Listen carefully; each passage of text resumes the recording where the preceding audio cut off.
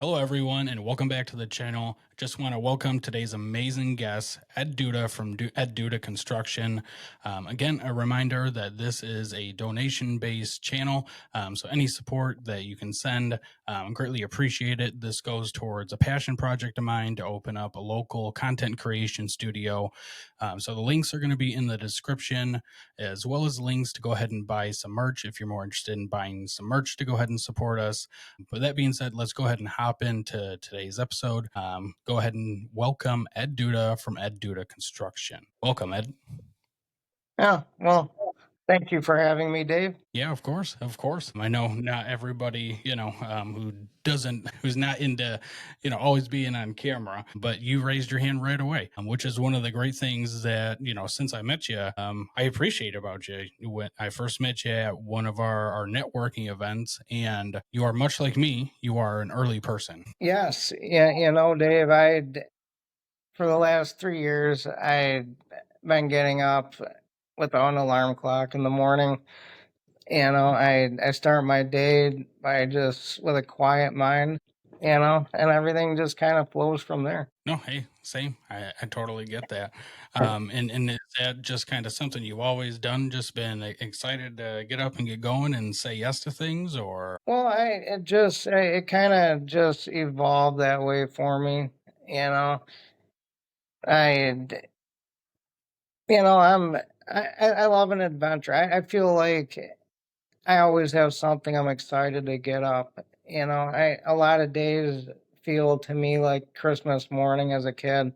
Like last night, I was excited to do this, and I had trouble sleeping because of it. I was like, you know, so I did the best to quiet my mind, and here we are. I just I jump right into things that are out of my comfort zone. So, if something makes me nervous or scared, I go for it. I'm the first one to, sign up for that and, count me in. Have you always been that way, or was it kind of when I you? I haven't. I'll tell you a little bit about when I was a kid. I dreaded, group activities. I dreaded working with other people, and I was real shy. I'd be nervous, and there came a point where I just had to do it. I just had to do it. I took some speech classes in college, that helped a little bit, just getting up in front of people and communicating a little bit, just getting myself out of my comfort zone.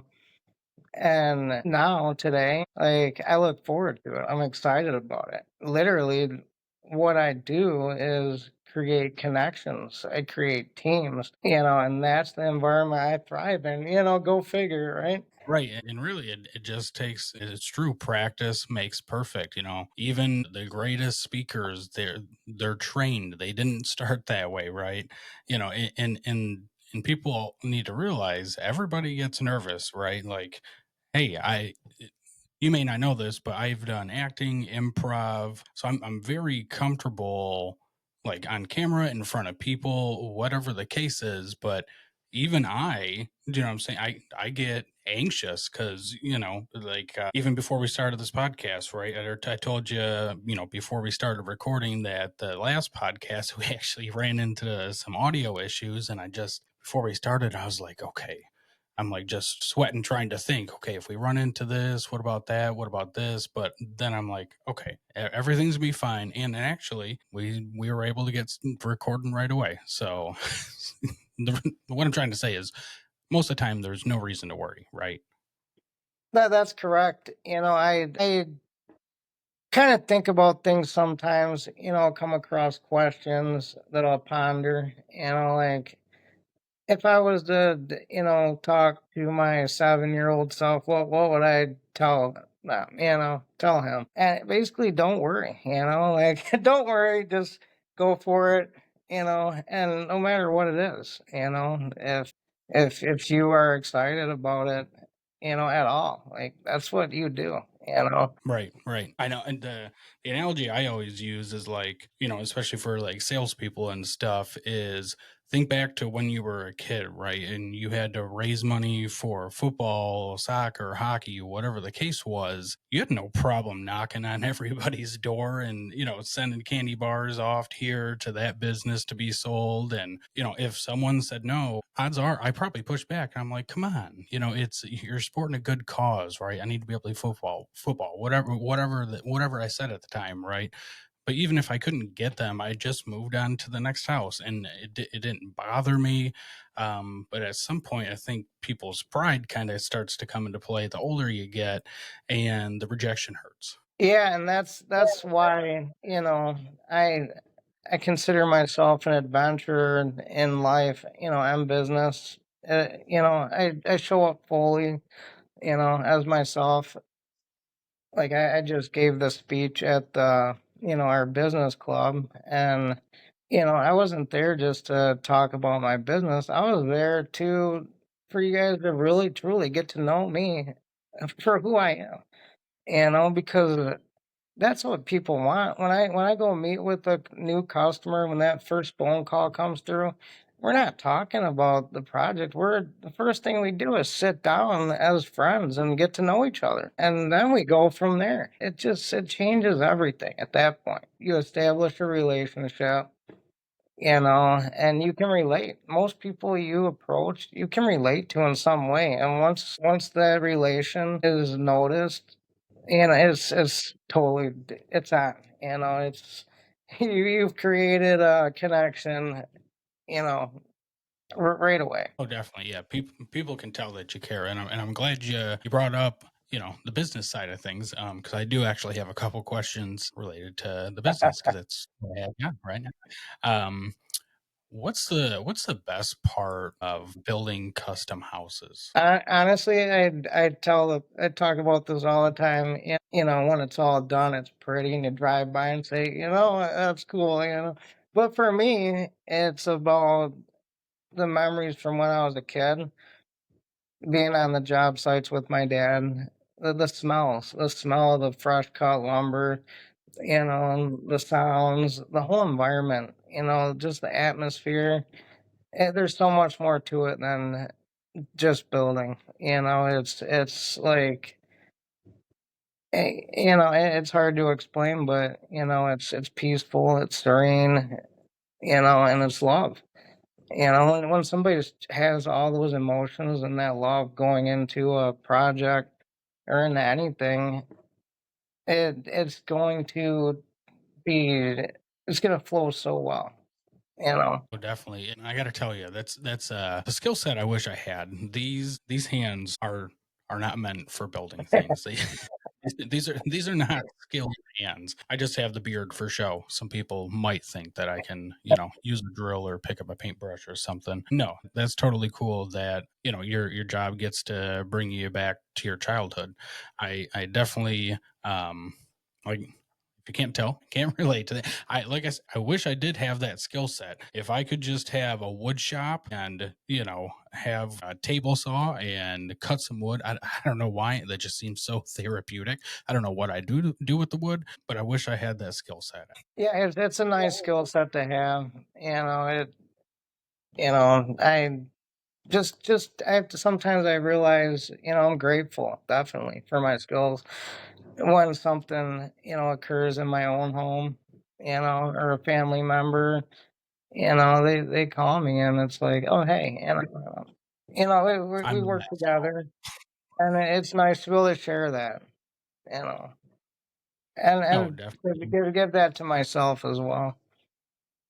Is that something that you've started to pass along to your kids? I mean, I kind of know a little bit because you spoke on it at the networking group, but talk about that. Yeah, my son in the summers, he'll come and he's got free range of all the nails he wants, all the wood he wants, and he can shovel, he can do whatever, man. He can have fun, he can experiment, he can use his imagination, and he'll be occupied all day long just with a pile of scrap wood, some nails, some screws, drills, all the cool stuff. It's wonderful. And then And he's 11, And I also have a daughter who's 19, and you know, she always has come to like take your kid to work day. It's always been something that I've practiced and utilizes to take your kid to work day. And now, what I'm kind of doing with her is bringing her along, not just the physical work, but the building, but the process that's behind all that, behind the scenes, the stuff that nobody sees, you know, is the whole experience of the house from pre-construction, the planning phase, and meeting the customers for the first time, the building departments, the assembling the team, meeting with subcontractors, paperwork, all the fun stuff. And yeah, and so Right.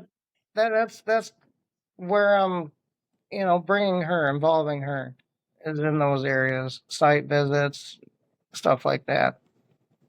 Yeah, it's totally different when you see the whole process, right? Because most people just think, hey, someone just comes in, levels some dirt, they throw the basement on, throw the frame, and then quickly there's a house, right? There's a lot more involved on the on the back end of things in order to get a custom or any house, built, right? Which kind of brings me to one of my questions. What's one of the biggest challenges you have as a builder to like break ground on a project? So I'd say the planning, So the current project we're getting ready to break ground right now on, we've started clearing the lot. The first time I met with these clients was in back in October. And so from October until, now has been planning, has been meeting, coordinating with them to pick out all their colors, their materials, their textures, their cabinets, countertops, roofing, siding, windows, and all these, it all involved setting up meetings with myself and the customers, because what they asked me in the beginning was, to guide them through the process.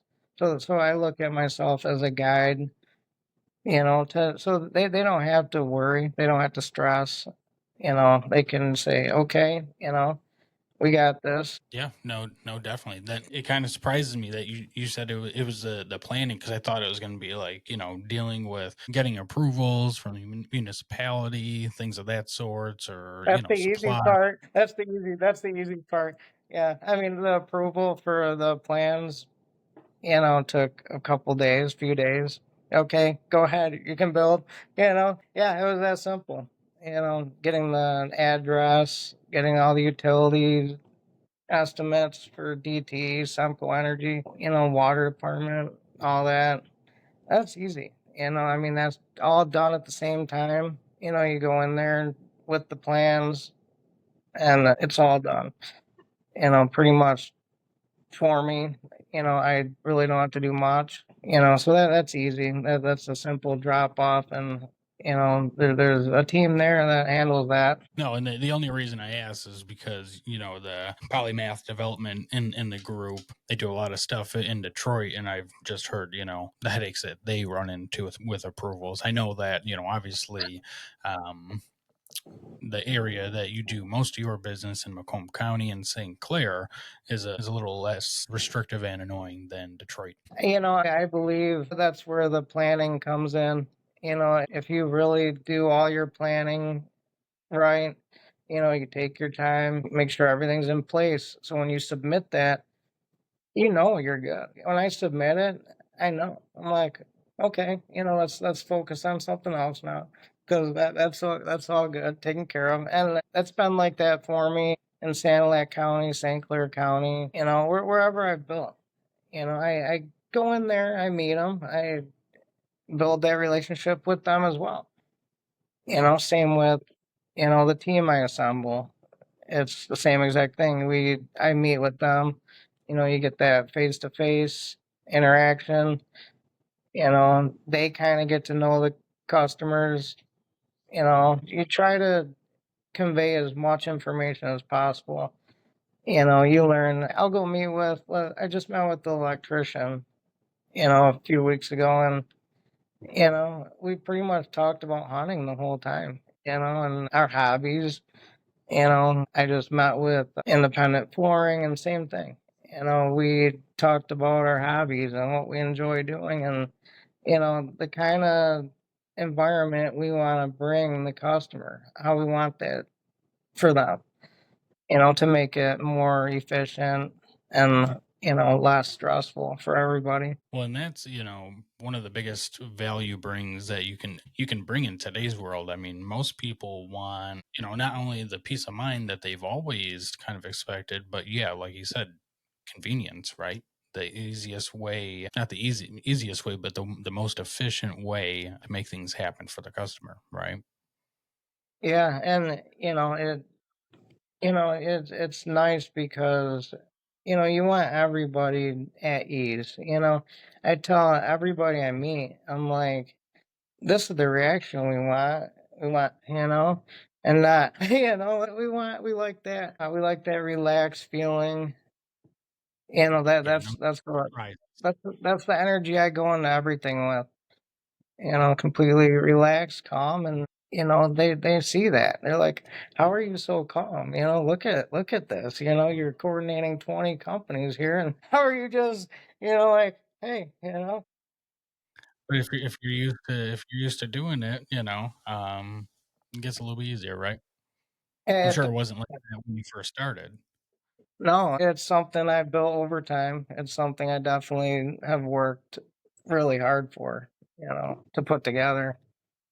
And it's, my, I kind of took, my dad started the company in 1985. And, when I ran with it a few years ago, I took it, kind of made it my own baby, you know, took it in my own direction, evolved it a little bit. So it fit me more my style. Yeah, fair enough. As far as like the industry, what changes do you see coming, if any, to new builds? Yeah, I haven't seen much in the last 3 years. Everything's really steady. I really push out there, custom homes. I believe everybody, should have the freedom to choose, what they like, So when I meet somebody, it's their dreams finally becoming reality, something they've been dreaming about sometimes their whole life, and I get to be a part of that. And Oh, so definitely. a lot of times they're prepared. They've been thinking about this for a very long time. What they want, how they want it. They've followed the market. They know what's going on. So most of the time they have at least just an idea. They might have found a set of plans online, which I encourage everybody to do. If you're thinking about building a house, go online, and there's so many companies on there for you to. They give you a nice starting point, and sometimes they'll even modify the plans for you and make it really easy. Oh yeah, to at least get an idea of the layout, the footprint that you want, and at least get a base idea going in. Yeah, definitely. I find that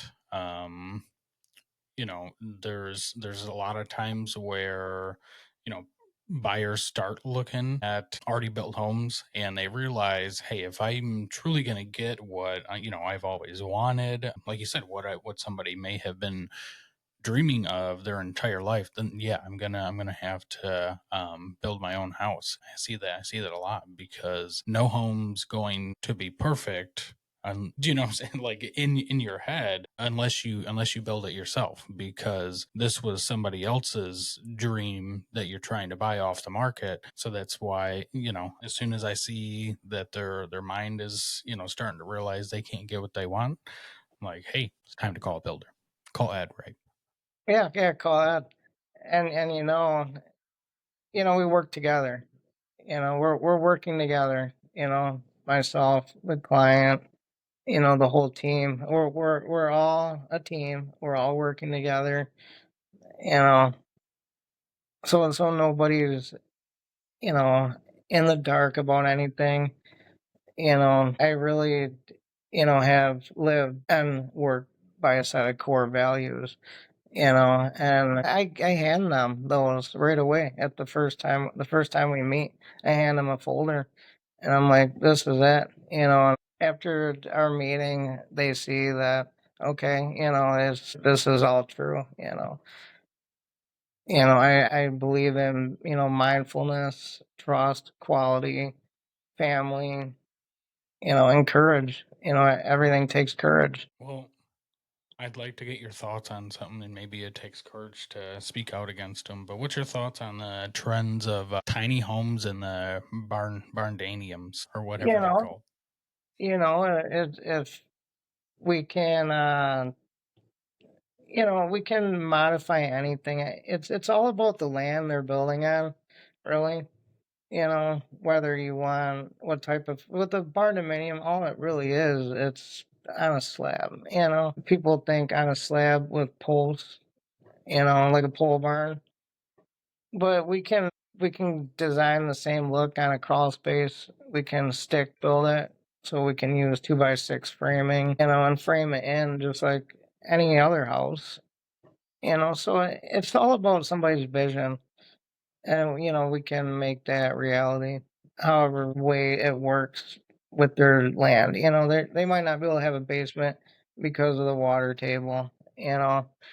There could be reasons, and so a lot of it has to do with the land selection, what style house, maybe the neighborhood they're building in. You're not gonna put like a 3-story, mansion in a neighborhood that's all cottages. So there's a lot of reasons why somebody might build what they build in a certain location. And No. I believe, if somebody has that vision, we can accommodate it. I don't care if they want a tiny house, if they're into that. If that's what they love, then we can accommodate that. Yeah, I'll agree with you. I won't push back too much. The barndaniums, I like those. The tiny homes, yeah, I think it takes the right area for it to look right. Um, just because it's hard, like the resale market. You know what I'm saying, with selling something that small, especially if it was, let's say on a city lot and it didn't have like I said, locations. Yeah, and that's another thing. If somebody's building as an investment, or if they're building because this is where I want to be. That's gonna affect, their decision making as well. And I'll let them know, okay, the way, if they're like, okay, let's just build a investment house, maybe live in it for 3, 4, 5 years and then sell it. We might design it a little different, right? We might choose a different location. But if it's Right. their, if they're going into it like, this is where I want to be, then we can, so that's a factor as well. That all, comes up in conversation. Fair enough. So just a couple last questions for you. I guess if you had anything to share with new buyers out there, what would it be, or if there's a couple things you would share with them? I'd say don't be scared. Don't hesitate to call. Let go of any fears or beliefs you may have that you can't do this or it's not possible, because if you're going to buy or if you're looking at existing houses, that most of these houses may need, windows, new roofs, you know, foundation repairs. They may need all these things. Big trees need to be removed in the yard. All that stuff adds up, and by the time you actually look at the cost, you can build something new, totally the way you want it. You're right in that range. Oh yeah, and it's still leaning towards a seller's market. So trying to get a seller to go ahead and put in complete new windows, it's definitely not the market for it. I mean, hey, it happens. But if you're trying to buy the house everybody else is trying to buy, and there was multiple offers, there's not wiggle room for new windows. So no, that's definitely a great point. Yeah, and I sometimes I'll go look at a house a friend's planning on buying, and I just inform them. I can't push them to make a choice. They want me to. Like, should I do it? Should I do it? I'm like, I can inform you. I can give you all this information and an idea of what you're looking at to take care of it, and that's your call. Hey, So I totally get that. Um, I get that question my way, and how much should I pay? And hey, I can run the market analysis for you, but there's a wide range of what people will pay, right? Let's say it's a multiple offer situation. I really can't advise you. I mean, I can tell you what I think it's gonna go for, but you never know. There might be a cash buyer who hits 30,000 over asking, and you're only willing to pay five. A house is only worth what a buyer is willing, able, and ready to pay for it. Yeah, definitely a little bit easier and more peace of mind when you go with a new build. yeah, and we can, I have finance people that I work with, and we can come up with a really solid budget, right away. And there's materials we can utilize, there's locations, designs that are more cost effective to build, you know, simple floor plans, so we can, work with you and come up with something. Definitely. So before we leave all the viewers, right? Um, why don't you go ahead and tell everybody how they can get a hold of you, and we'll go ahead and start from there. Yeah, the best thing to do is call me. My phone number is 810-242-2932.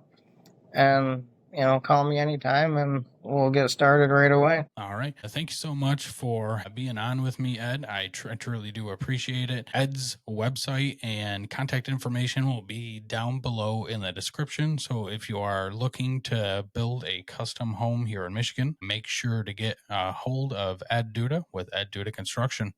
Thanks again, Ed. Thanks, Dave.